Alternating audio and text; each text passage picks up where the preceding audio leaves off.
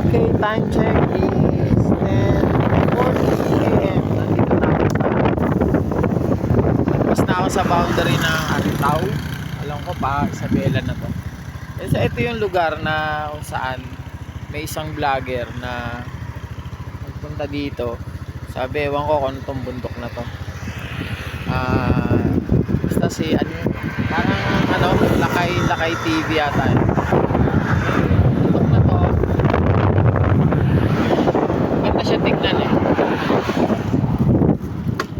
Nakalimutan ko lang ano ang tawag dun sa yung maliit na bundok.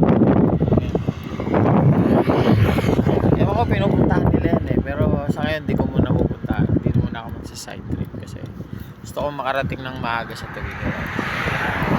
Yan, kung alam nyo to, yan, comment na